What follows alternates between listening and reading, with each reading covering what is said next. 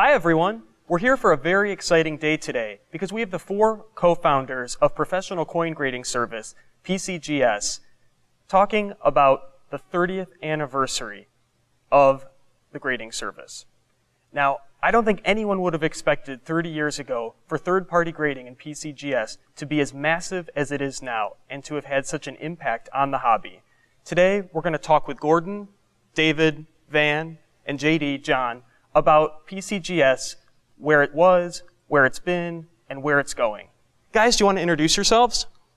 Hi, I'm Gordon Wrubel. I live in Newport Beach, California. I'm David Hall. I'm Gordon's neighbor. I'm Van Simmons. I'm John Dannreuther. So, I'm Steve Roach, the editor-at-large of Coin World, and we asked our readers, what would you love to know about Pcgs? What questions can I ask the co-founders? And more than 400 of you responded and gave me some great questions. We only have an hour today, so I've condensed them a little bit, but I've tried to give a flavor of kind of the diversity of questions that our readers asked. So what was the first coin graded by Pcgs? I'll take that one because I remember it distinctly. On February 8th, 1986, we had our first round of grading, and the first coin we graded was a 1934 light motto quarter, and we graded it mint state 65. Gordon, where's that coin today? Good question. It's, 30 years ago, it was probably sold into the marketplace, and I have no idea who has it now. So it could still be out there? It should be out there. It's probably listed on the population report. Cool. Something to look for. It's probably a coin David and I sold. So when you were founding Pcgs, what were some of the unexpected problems that you had? What were things that you didn't foresee as you started a coin grading service? Well, we absolutely didn't foresee the acceptance. We thought that we would grade, a few people would like it, some of the more reputable dealers. We grade 3,000 coins a month. First month we got 18,000 coins, second month 35,000 coins. By 6 months in we were getting 100,000 coins a month. And so operationally, we were geared up and we set up to do our 3,000 coins a month, and all of a sudden we're getting 30, 50, 100,000. So we had to kind of make it up as we went along and build a high volume grading service from scratch. So there were logistical hiccups along the way and hurdles that we had to solve. Part of it, we had to fly graders in to the state of California and put them, we had the blocks of hotel rooms or apartments that we rented, and graders would come in and stay for 4 or 5 days and fly out. We rented some apartments called the Cape in Irvine, I guess it was. And to go along with what David was saying, in order to introduce people who are not used to having third-party grading, we put on a special. For the month of May, any coin, $15. And that led to one of the unexpected problems, which was a backlog of approximately 150,000 coins that we had trouble getting through. I was director of grading for the first 10 years, and I was scrambling to find graders. And we'd have people come in for a week, 2 weeks. At one point, we had 38 graders to take care of this backlog, and eventually we got through it. I was told that I would never have to come out and grade. And about 2 or 3 months in, I get a call from David, and he really didn't say much. He just said, help. And I started grading and did that for about 10 years. Like Gordy said, a lot of us, the out-of-town graders, would come in for 1 week and then be off the next week, and then every other week. So for about 10 years, I came to California every other week. When David talks about the backlog and Gordy talks about the backlog, what happened is there became a secondary market of what were known as slots. And the teletype machine, guys would put up slots for sale. Like I've got a slot at May 15th for 20 coins. because people were waiting, what was it, 5 or 6 months to get their coins graded back then in 86 They and were 87? paying extra for the slots. Yeah, they were paying $50 to $80 for a slot per coin, you know, because a lot of guys couldn't tie their money up for 5 months or 6 months. They were willing to pay the $50 a slot or whatever it was. There was a marketplace for their reservations in line. A classic oversubscribed business. Yeah. Was there a moment that you just knew this is going to be big? I don't think so. It just continued to grow. Just built up over time, I would say. It snowballed, as they say. It was a pretty humble business where, you know, we were just trying to make a level playing field for a lot of the collectors and investors and stuff. And Well, David had a plan which included getting authorized dealers to submit the coins for their clients. And initially we had, when we launched, we had about 30 authorized dealers who said, we're going to submit to you. And it spread from that. The dealers, more and more dealers were coming on board. And we started, they started forming something called ANI, the numismatic exchange, and you had to be an ANI dealer, and it evolved, it exploded, really. For me, the moment I knew that we had arrived was a little after a year or so in. A very prominent dealer in the numismatic community. I won't say his name, but it was a real old line New York firm. And when he called me up and said, David, I think it's time for, quote, quote, our firm to become a PCGS authorized dealer, I was pretty sure we'd arrived. So go back to kind of the mid to late 80s. When you were setting up PCGS, with being able to look at the rearview mirror, what would you have done differently? Everyone's looking at you, Gordon. No, I can't think of anything. There's not Probably much. a million little things, but you know, Yeah. it's a growing business. It still is a growing Well, business. we would have moved quicker to larger quarters and expanded our staff. We did expand it as quickly as we could with trusted people, but it was growing pains all the way. At one time, we had a satellite grading room because we had 38 graders and not enough spaces to put them. Well, it started in our office, didn't it? Yeah, we put we some were in our office to in begin Van's with. office. So if you can just imagine planning a business to do 3,000 units a month, and then first month is 18,000 units, 6 times what you thought. Next month was 10 times what you thought. So I have a story which illustrates one of the first year's problems. We paid the graders by the coin. We paid them $1 a coin. And a grader could grade approximately 100 to 120 coins an hour. And then, this was the first year, we thought, you know, maybe they're rushing it a little bit, you know. Why don't we just pay them $100 an hour? So we paid them $100 an hour. And immediately they went down from 100 to 120 coins an hour to one guy even went down to 30 coins an hour. And we had this backlog and customers wanting their coins and this whole, so we thought, well, you know, this is not working. I guess we'll just have to do quality control a little bit differently. And so we went back to $1 a coin. And the guy who was grading 30 coins an hour, the next day when we started back at $1 was back to 100 to 120 coins an hour. Which I think, well, we're not going to say. I'll tell you later. Okay. I think that says a lot about human nature and the role of incentives in the marketplace. And it says a lot about what we had to struggle with that first year or two. We knew we had a good idea. We knew it would help some people. We didn't know the entire market would adopt it so soon. so quick, and I think the word you used was massively. It was a massive adoption very quick. Looking at the coin market today and PCGS's role within today's coin market, is it what you thought it would be when you started? What's the question again? Is what? Now you look at the way PCGS is respected in the marketplace and kind of the role that PCGS has in shaping the rare coin marketplace.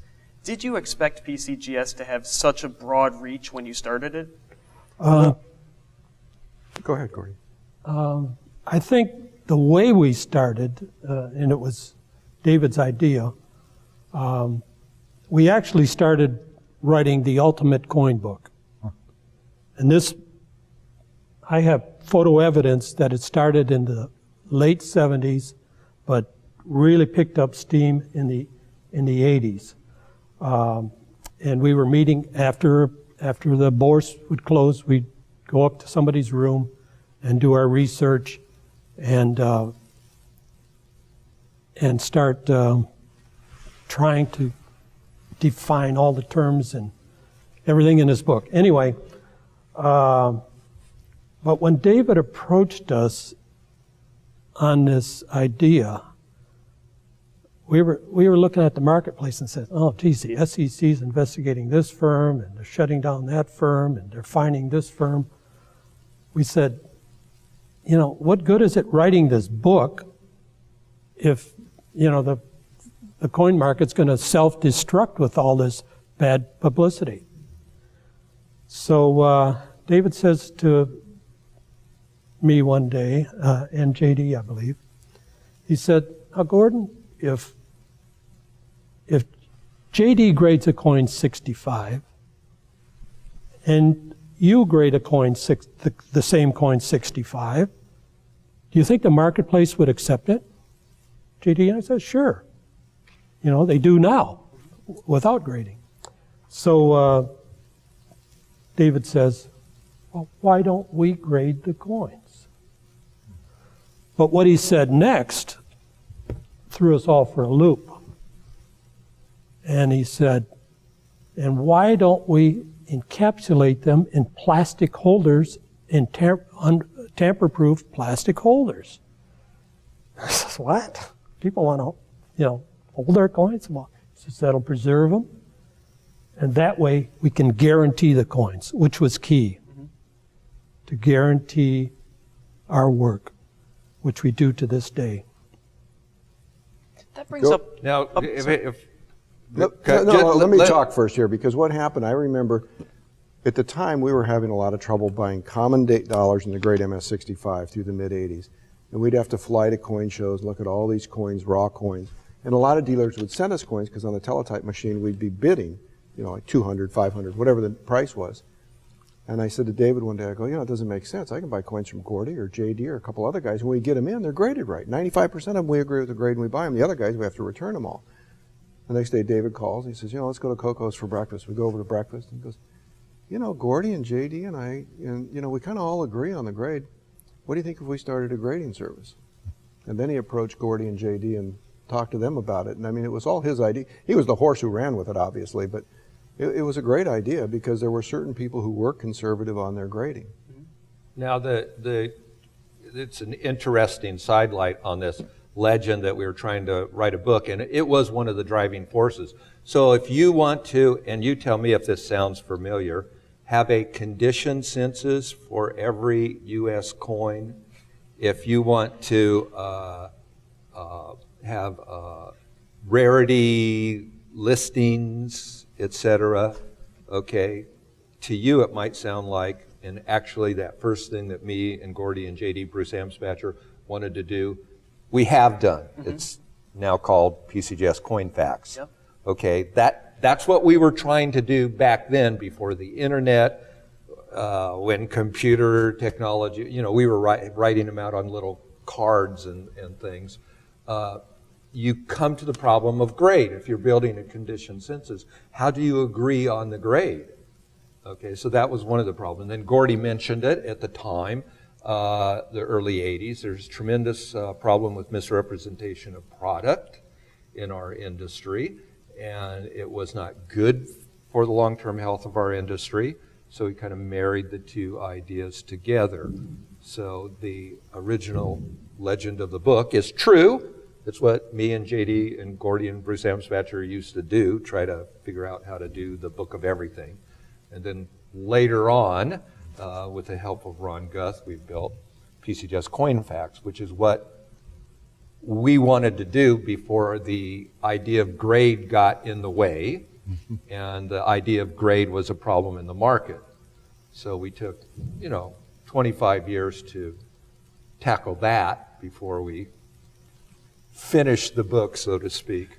Interestingly, I'll never forget the night that the very first slab appeared. David brought in one. We used to meet at coin shows after the coin show. We were up in a room. It was Gordy, David, Bruce Amsbatcher, and myself.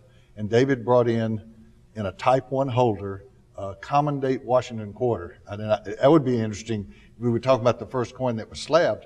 That was the first coin that was slabbed, because that was the prototype. He had the holder made up somewhere, and he brought it in. I'll never forget that night, because it changed our direction. Because, like he said, we were really more of a book project and a concept of condition census, and we're going to list all the coins, and that just changed that night. That was a dramatic change. That night our entire world changed. Because really, to me, that's the night PCGS started. Because PCGS, the grading service, wasn't really a grading service until the concept. David came in with the concept of this coin in a holder, graded and guaranteed for authenticity and grade.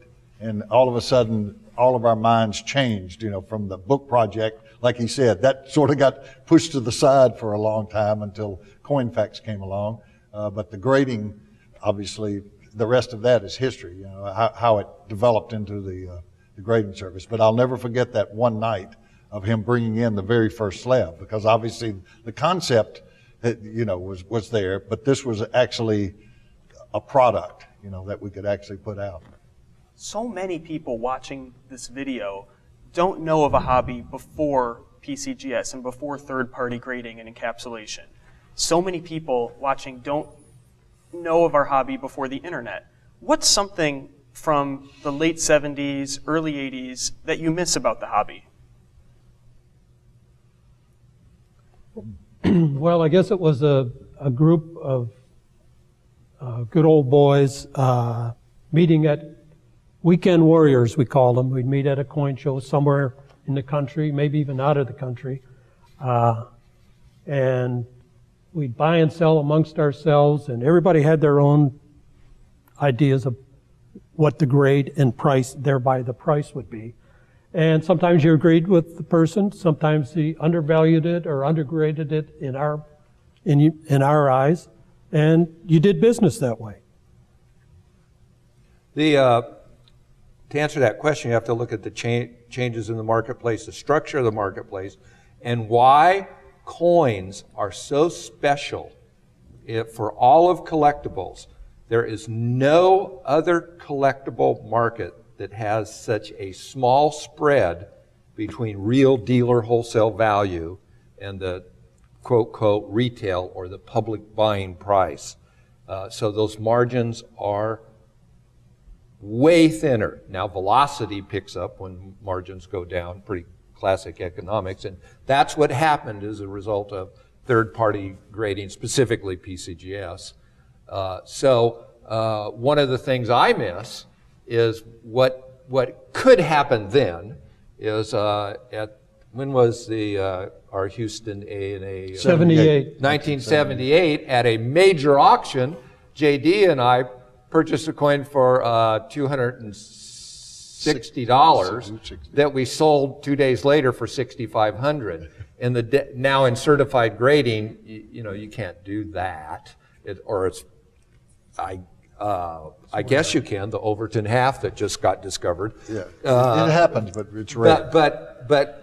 And I don't miss that in a greedy sense, because now most knowledgeable dealers, and as we've entered other markets, stamps, sports cards, I always tell the dealers, I always try to talk to the more progressive and generally, in my opinion, expert dealers. And I always say, whenever structure comes to a marketplace, like we bring, the smart people do the best. So you'll do great if we start grading baseball cards or stamps or whatever is what I tell them.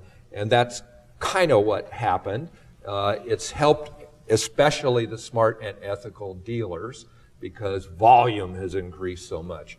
But the spreads, it was more the Wild West, and while there were problems about that, and you had to be careful, your expertise, there was kind of an excitement of going into the coin show because you could pick off coins. You could buy a coin that was a bargain.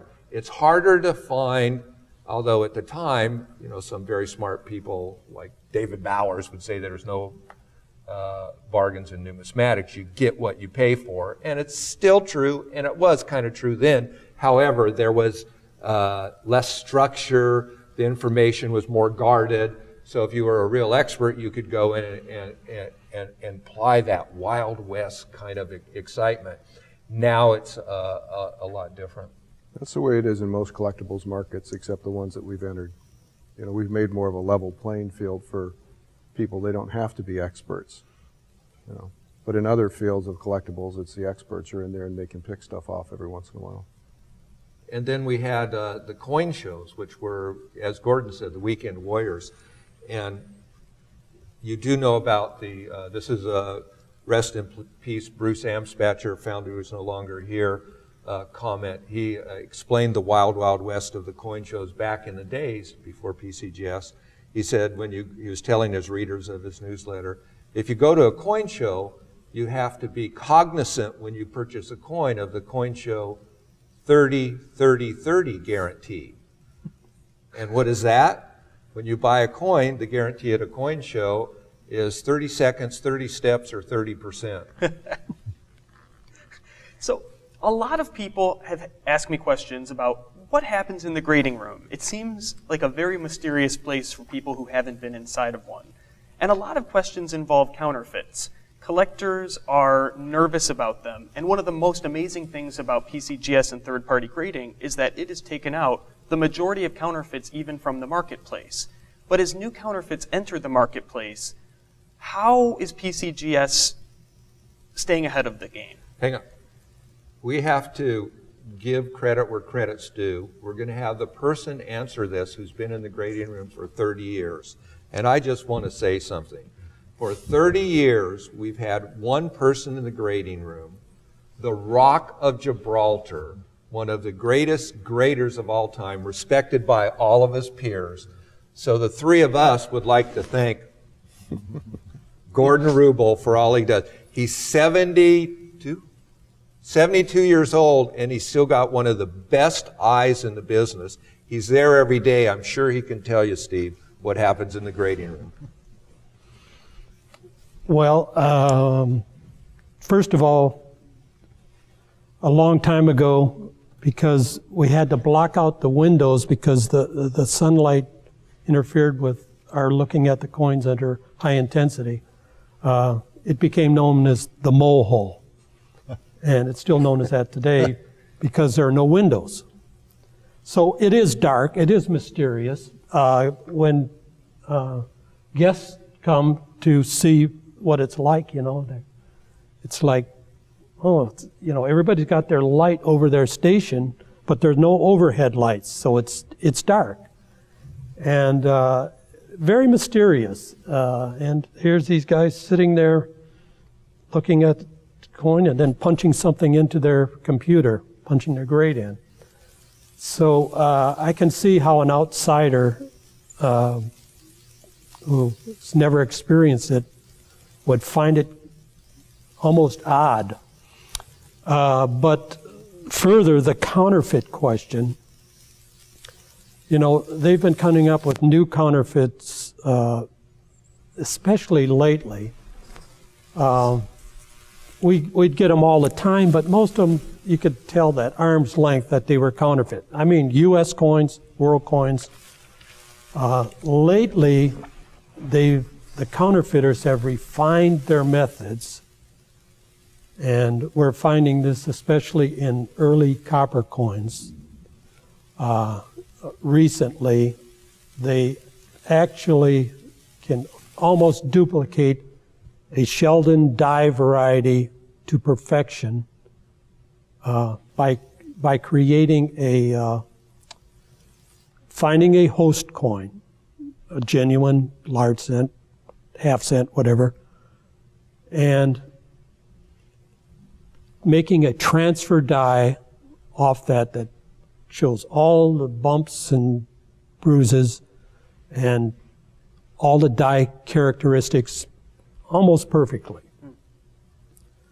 The problem we're finding now is we can't locate all the host coins because virtually every Sheldon variety it's possible that they've made these transfer dies from. And these are of Chinese origin. So we have to, so we started recognizing, oh, there's a mark there on this coin. Don't tell our secrets. Yeah, I was just going to say. Don't tell our counterfeit detection secrets. It's already been published. And what the counterfeiters went and did, they're very, very smart. They would artificially corrode, they would tool some of the marks out, and it became very difficult to find the host coin and the original and the clones, as we call them. But we found many of them, many different varieties. Another thing is we can tell sometimes by the edge because they stamp these coins on used large cents or half cents planchets. Now the early large cents planchets had, kind of rough, raw edges. They have to strike these in a collar. So generally the edge becomes very clear. Gordon, We got to edit that out. Stop it. Gordon, where you're okay. We've got some scary stuff for collectors. No. One more thing that collectors can have confidence. Okay, and Steve, you're an outstanding expert on coins, and you have a great grading eye, and I'm sure you can relate to this. When did you start looking at coins? What were you, like 8 years old or something? Yep, like almost probably all you guys. It's like if you go to a specialist, a doctor, and he looks at whatever, maybe he's a knee guy, he looks at your x-ray. It's not the first x-ray that he's looked at. And you have to realize that Gordon, before the grading room, before Pcgs started, was flying to Europe and buying gold coins and had probably looked at, 100,000 1924 St. Gaudens. When you look at it so much, it's like we have a thing called Meet the Expert at this Long Beach coin show, and the public and the dealers come up and show me coins and ask opinions, and I'm usually very abrupt with dealers. Come on, you're a pro. You're asking me what to do. You're a coin dealer. But very nice to the public and patient. But one guy kind of got under my, hands me a 2.5 Indian, and I go, it's counterfeit. And he went, Mr. Hall, could you look a little closer? So I pulled out my glass and I went, it's counterfeit. And then he, maybe I was being a little abrupt, but he was, how can you be sure? And all I could say, and I probably wasn't nice enough, was, you go out there and look at 10,000 2.5 Indians and then come back and we'll talk about it. Okay, so, and I know you know this, Steve, because you're a great grader yourself. If you look at a Morgan dollar, and some people say, oh, you only take 2 seconds to grade it. Yeah? Okay, unless there's some little problem, or you see, or maybe it's a 93S or 89cc, you want to look a little closer. I mean, if I show him a John Dannreuther, the Morgan dollar from here, he can probably get at 20 feet, he can probably get the grade right 98% of the time. And again, I'm sure you know, as you look at so many coins, you just know what it is. Same with counterfeits. Now, it's a little game we play with the counterfeiters. You know, it's like they go here, we go there, they go here, they go there. And the important thing that made us different was we guarantee the product. Okay.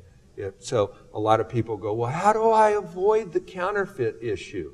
Well, it's real simple. You buy, reputable third-party graded coins, and you buy from reputable dealers. In fact, the only time I've ever written for Coin World, I wrote a column, the solution to the counterfeit problem. If your readers are worried about counterfeits, all they have to do is look. If you buy from a Heritage auction or a Goldberg auction, Stack's Bowers, Laura's auction, whatever, you don't have to worry. If you buy from a reputable Pcgs authorized dealer, if you buy from a reputable grading service coins, you're not going to have to worry. These people stand behind the product. And a Pcgs, the grading service, stands behind the product. If you go and buy raw coins, okay, and I believe I use the example, and this is a true story. We do not guarantee counterfeit coins, counterfeit holders any more than Rolex guarantees or Tiffany guarantees counterfeit products. So, but a guy calls us up and says, I bought these dollars, they turned out to be counterfeits, and the holders were sawed in half and glued back together, and we go, what can we say? Rolex doesn't guarantee. But can you just explain a little bit about the transaction? We're just kind of curious. And he says, well, I saw the coins on Craigslist. I met him in an airport, and I paid him cash. Airport parking lot. Airport parking lot. Okay, so it's like, didn't that give you a little pause? No red flags there. He says, well, yeah, but the price was cheap. Okay, so if your readers are concerned about counterfeits, okay, nothing against Craigslist, but, you should buy from reputable dealers, grading service coins, and if you ever, unlikely event you have a problem, it'll be taken care of. If you want to buy from some of these raw coins or even coins and holders, because they counterfeit the holders too, okay, you're standing as much a chance as if you buy a Rolex on Canal Street in New York, okay? New Orleans. So there's a Canal Street in New York. Oh, is there? Okay. Yes, and it's the same as Canal Street in New Orleans. Anyway, so for your readers, the counterfeit problem is easy. Buy from reputable dealers, and buy third-party graded stuff. That's the same in all collectibles, by the way. David and I collect a wide variety of things. I collect art.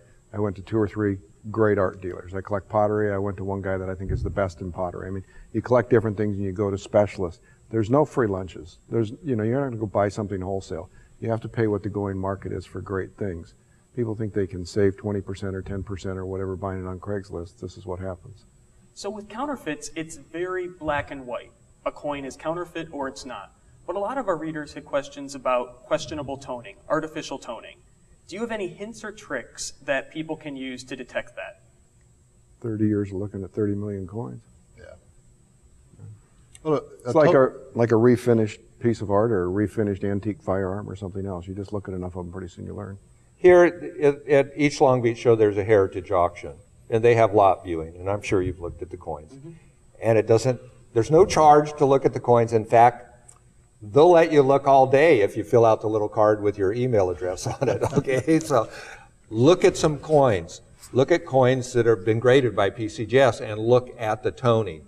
Now, the way where we're giving credit with credit due, here over on the left, John Dannreuther, perhaps the greatest technical coin mind in the history of numismatics. He can probably, when he looks at a 2.5 Indian, he'll tell you the technical reasons. For me, it's just it doesn't look right, okay? So he may have some technical answers about artificial toning. The way I tell is I try to remember, while I still have a mind left, what toning looked like when I was 22 years old. And if I see some colors that I didn't see when I was 25 years old and handling, tens of thousands of toned Morgans a year, okay, if there's a different color, then it's like, wait a minute, how can this be possible?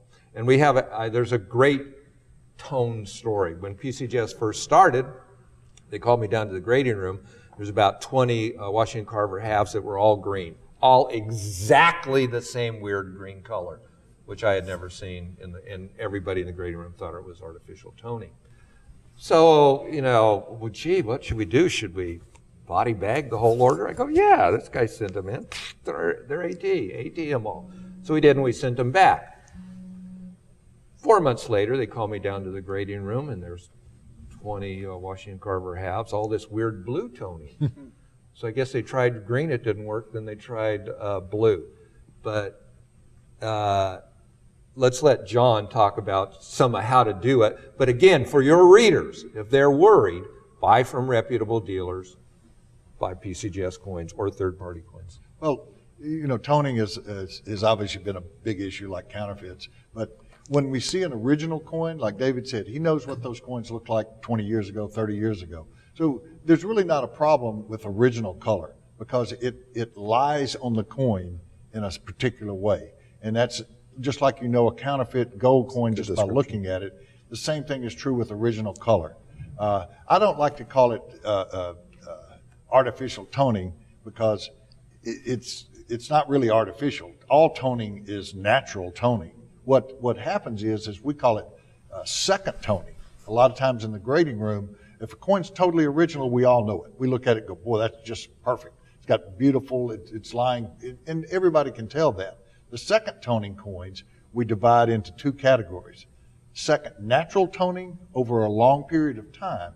And that, it doesn't go into the coin like the original toning does, but it looks different than the artificial color. Like the coins he's talking about, the green, we call that the New Spring Line when it came out. Because and I knew who was doing it. I knew the dealer that was toning the coins, and I knew how he did it and everything. And what happens is when you tone a coin over a short period of time, it floats on the surface.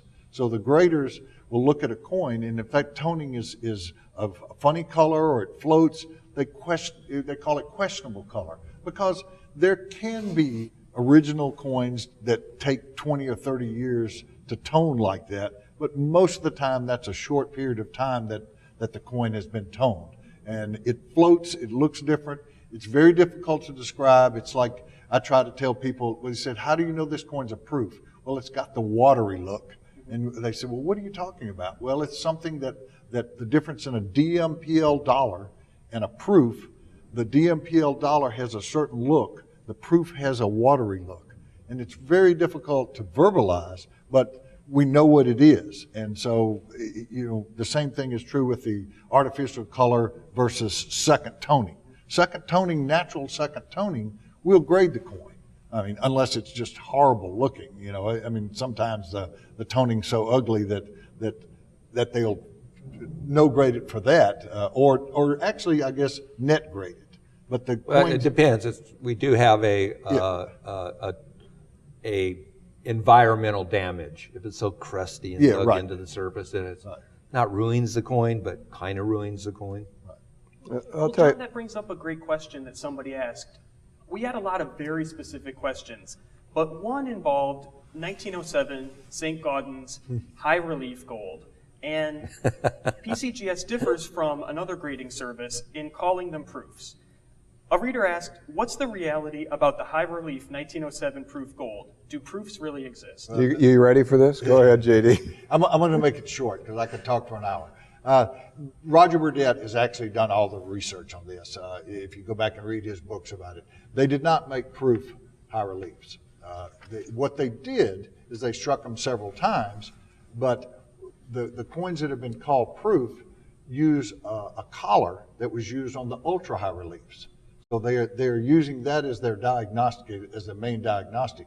I've suggested to David that we call the coins mint state give them an MS grade, and note that the collar is the ultra high relief collar. So that would distinguish these early strikes with all this swirling dye polish.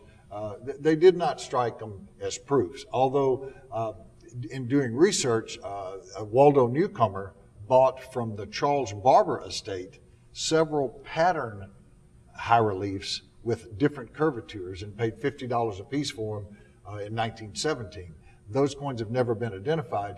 Those technically, I guess you could call, since they're patterns, would be proofs, but nobody's ever seen these coins. If we have, we didn't recognize them. But the ultra high relief edge is an interesting variety.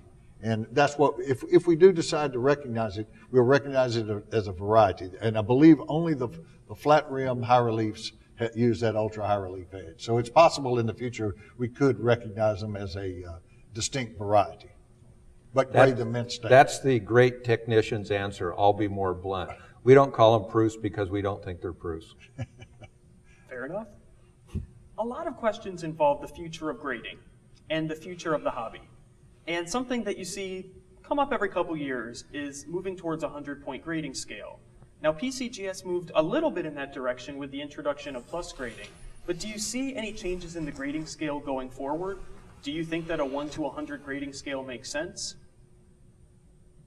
Well, we use 1 to 70, even though my son and his friends grade girls on a 1 to 10 scale, and we grade baseball cards on a 1 to 10 scale. When we had a stamp grading service, it was 1 to 100, much more logical. But I knew Dr. Sheldon personally, and he told me that the reason he used 1 to 70 because 70 was average IQ of a coin dealer.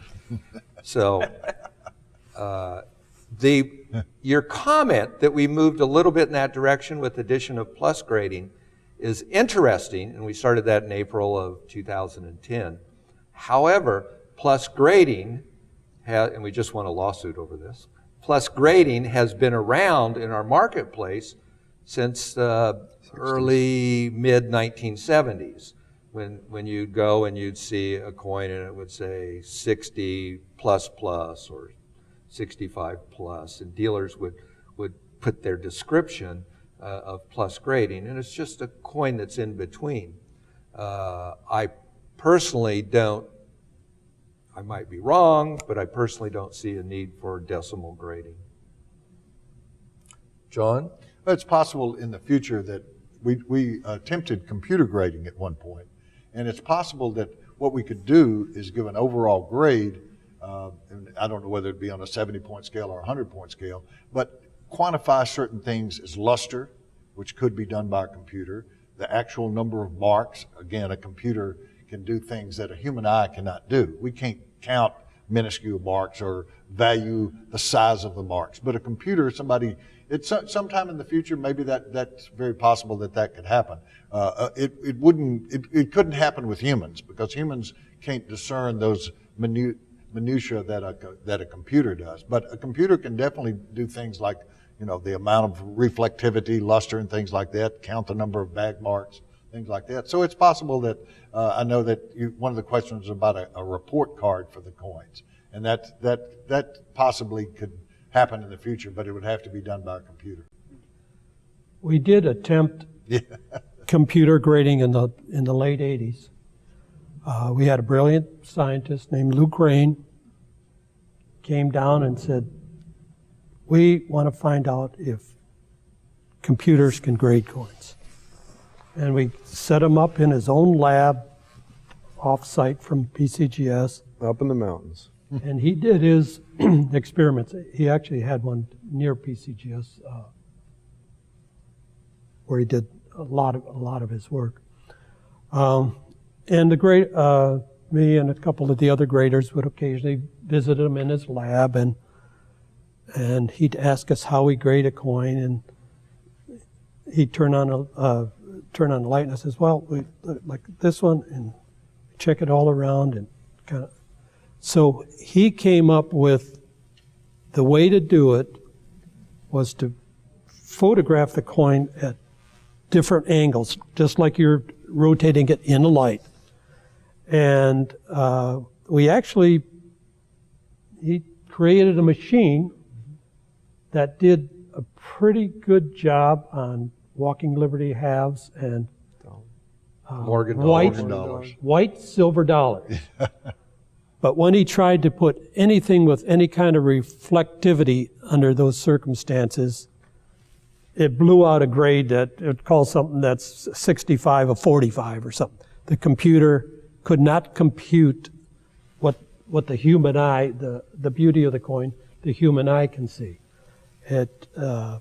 Reflectivity just blew it all off. And after $1 million or so of 900,000. experimenting, we What's 100,000 between friends? And this is 1989. Perhaps of interest to your readers, can a computer grade coins? And we found out that the human eye is a very special thing, as the connection with the brain and our ability to recognize patterns and et cetera. But anyway, and he spent most of his time, and he literally was a rocket scientist, worked on the first, worked for NASA on landing a man on a moon, et cetera. And Van and I had a client who was very big in the computer business at the time and said that the person we had working on it, that it was borderline AI, artificial intelligence, and was maybe one of 5 people that had a shot at doing this. And it would like a belly button dollar, it would just go haywire. Okay, which a variety of Morgans with the indented in the eagle's breast. Eagle's breast. And so we tried and we tried and we tried and we just couldn't quite get it. I happened to call him up a couple of years ago and said, hey, the technology's a lot better. What do you think? And he said, no, David, the computer would just make the same mistakes faster now. So can a computer grade coins? Yes, but it'll have to be when AI really, really gets there. It'll be after the Google car actually works. As we wind down, I have 2 more questions. The first is kind of broad. A lot of people notice a graying of the hobby, that our hobby's becoming older. I'm very young for this business. These are the old croakers. Only your hairdresser knows. Yeah, that's right. Where do you see the hobby going? And what do you think is the secret to getting more people involved in coin collecting? I have a great story that happened to me personally recently that is that gives me a really good feeling about where we're going. Okay, so a lawyer that I know says I have this kid, he's a senior in high school. Is there any way he could talk to you, David? And I go, yeah, sure, okay. So this kid comes in, senior in high school. I go, what do you do? He goes, well, I have coin auctions. I go, really? Senior in high school with coin auctions? Where do you have them, on eBay? Oh, no, eBay's way too expensive, the fees. Oh, so like Craigslist? Oh, no. So he has, is it Instagram? Yeah. He has Instagram coin auctions. I go, you're kidding me. I go, well, what's kind of like your demographics? Who's buying from you? Mostly guys who are 9 to 13 years old. I go, 9 to 13? I go, what are they buying? He said, Morgan dollars. So we have 9 to 13-year-olds buying Morgan dollars out of Instagram auctions. He did say he had a lot. He also had some very old customers that were a lot older than that, really old guys. I go, yeah, how old? In their 20s. Okay, so well, what do they buy? Mostly silver eagles. So some of the hobbies have problems. If we walked in our 60s and 70s, we walked into a stamp show, we would lower the average age. Okay, but I think there's something about coins, and you go down to the Long Beach show, and we have the youth treasure hunt, and there's still a little buzz. There's something about our hobby that's attractive and fun. So once I found out that 9 to 13-year-olds are buying Morgan dollars, I felt a lot better about the future. Well, we said the same thing when we were in our 20s, that, there's a bunch of old guys here. You know, who's going to be the new guys? What it is you don't know. He met one of them. Okay, you don't know who's going to be the next Jim Halpern or the next David Hall because they're 18 or 16 or 22 years old. Those people develop into the people that will be the movers and the shakers in the future. We don't know who those people are because you don't identify them. Sometimes you'll meet somebody or a kid or something. I teach at the summer seminars. You do too, and you see some of those kids that are 10, 11, 12, 14 years old, and they're like brilliant people. One is that I didn't believe. We used to have a contest, an essay contest, and I was one of the judges. Which Steve Roach won like 3 or 4 years He in a row. won, but a fellow named Michael Berkman did some incredible writing. And I wrote back to David. I said, David, either this kid is brilliant or his father helped him write this and he was 15 years old. And of course, I later met Michael Berkman, and yes, Michael Berkman did write that, and he didn't have any help from his father. His father didn't know anything about coins. But, you know, those people are out there. We just don't know who And they then are. later worked for Heritage and Yes. now has his own business. Right, and, right. And those people are out there. We just don't know who they are. Coins are universal. Everybody, all over the world, is money. And yes, we're going to a cashless society, but I think that's a long ways away. And people said, well, what happens, like Sweden is going to quit printing money, you know? Well, what's going to happen? Well, people are still going to collect it because it reminds them. They still collect paintings from 400 years ago, 600 years ago. Why do they do it? Because they're cool, you know, and that's why we collect coins. You know, it's something that's inside you. There are people that are either collectors or they're not collectors, but there will always be collectors. You know, it will change. Of course it will change, but there'll still be people that collect them. On the positive side, the good thing about all collectibles is it's information is important, and we're living in an age when dissemination of information is very easy, the internet of everything, right? So unlike, say, if we were in the travel agent business or we're ticket brokers or some of the or publishing, hard copy stuff, some of the businesses that have been annihilated by the internet. The internet is our friend in all collectibles, but especially in the coin market. So you know, at my age, I don't even know what Instagram is and couldn't use it if you sat there and explained it to me, but technology is a friend of our business, and I'm sure that in the future, it'll be happening in a way we can't imagine. Well, before we wrap things up, I want to thank you for taking time to share these stories with everyone.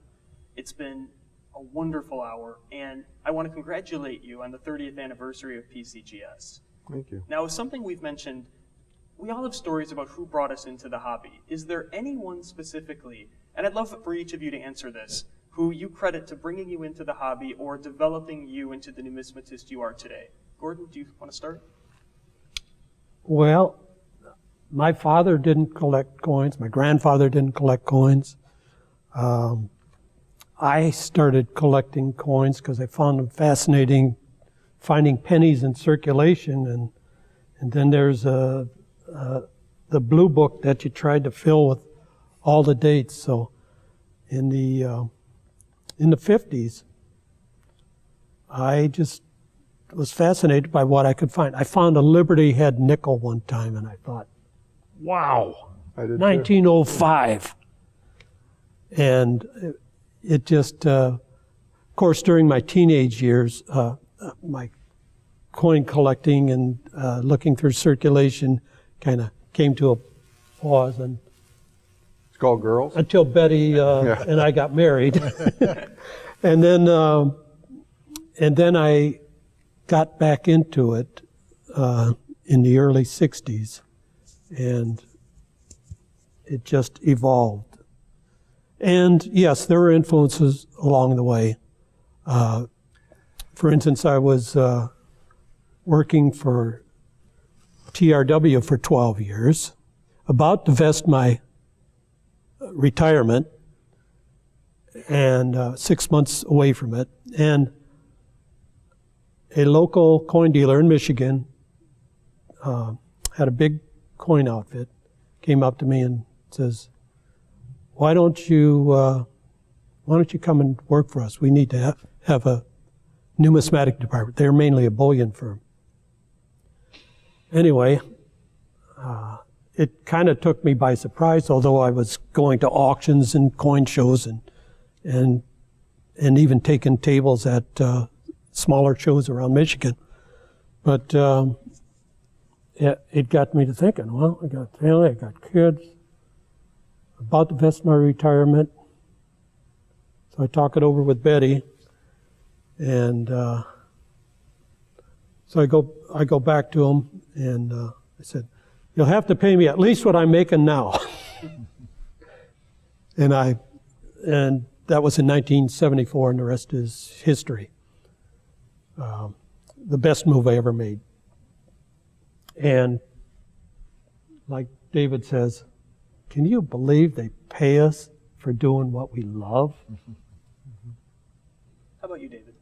My grandmother started me for my 12th birthday. She gave me the penny and nickel books, and I started putting them in the books. And then by the time I was 14, I had a little bidboard route selling coins in downtown Santa Ana. There were 4 coin shops in downtown Santa Ana. Now there's only 4 in Orange County.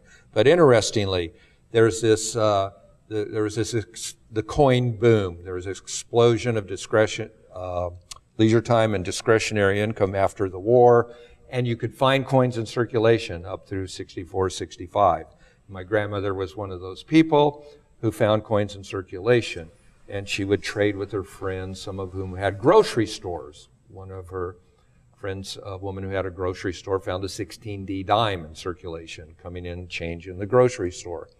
And my grandfather, they were first-generation Polish immigrants, was very old school.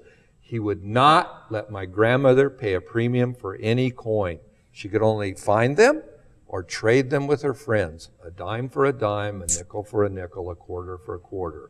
And my grandfather's quote is as follows: "Anyone who would pay a dime for a nickel is a fool." We'll remember Grandpa's quote next time a 1913 Liberty nickel sells for $3 million. Van, what about you? I've kind of been a trader, like all of us, we've been collectors of a lot of things our whole lives, and I've been a trader and a collector of a wide variety of things. I started as a rock collector at about 4 or 5 years old and just progressed to every different thing there was. And my parents were not collectors at all. In fact, David knew my parents very well, and my mother, she just could never get her arms around or head around the fact that I bought and sold coins. And she passed away 3.5 years ago, and literally the month before she passed away, she looked at me and she goes, "Vanny, you are never going to be able to make money buying and selling pennies. I'm telling you, you got to go get a real job." I mean, she just couldn't figure it out at all. And you know, we've always been collectors. I mean, like them, we collected coins out of change. That's how we all started, going through people's change, going to banks and getting rolls of dimes and quarters. And I couldn't afford halves, but we were getting pennies, nickels, dimes, and quarters, and looking for key dates, and that's what we were looking for as kids. John? Yeah, well, I started off collecting stamps, probably 6, 7 years old, and my father was a collector. My mother and brother, my brother's a pharmacist, and they couldn't understand it. My father and I were both collectors. He collected matchbook covers, but he was a coin collector. And so when I was about 7 years old, he said, "You know, your stamps are okay." He also collected stamps, but coins are really where it's at. And so he gave my brother and I each $100 silver. So at 7 years old, I thought, you know, I'd hit the jackpot. So I started putting mine in album and stuff, and obviously the Whitman folders for the Lincoln cents and Buffalo nickels, which you could find in circulation. About 3 weeks later or 4 weeks later, my brother sold his silver dollars back for folding money, but I kept collecting. When I was 8 years old, my grandfather also gave me a 1837 half dollar, which is the only coin I have from when I was a kid, that he had carried as his lucky piece in World War I. So I still have that coin. But the rest of my coins, for my 10th birthday, my parents gave me a $5 gold piece that they probably overpaid for. They paid $16 for it in 1958. But to me, my father really got me interested in coins, and then obviously it boomed from there. And like Gordy, we sort of drifted out as teenagers. And when I got out of college, I was had a degree, but I didn't have a job, so I was playing music. And I my band had signed a recording contract, and so that's how I ended up in Memphis. And then they went out of business. Steve Cropper's company, TMI, went bankrupt, and so all of a sudden our recording contract went out the window. My father started having macular degeneration, so he couldn't enjoy the coins anymore. He called me up one day and said, your mother and I are going to drive to Memphis and give you some coins, and you can start selling them. And that was 1973. And so I started selling the coins, and he just paid me a commission. And I went, this is pretty fun. You know, I think I can do this. And so all of a sudden I found myself out of music and becoming a coin dealer. It's hard to imagine where the hobby would be today without professional coin grading service. From Coin World and our readers, thank you for your time and congratulations. Thank you. Thanks.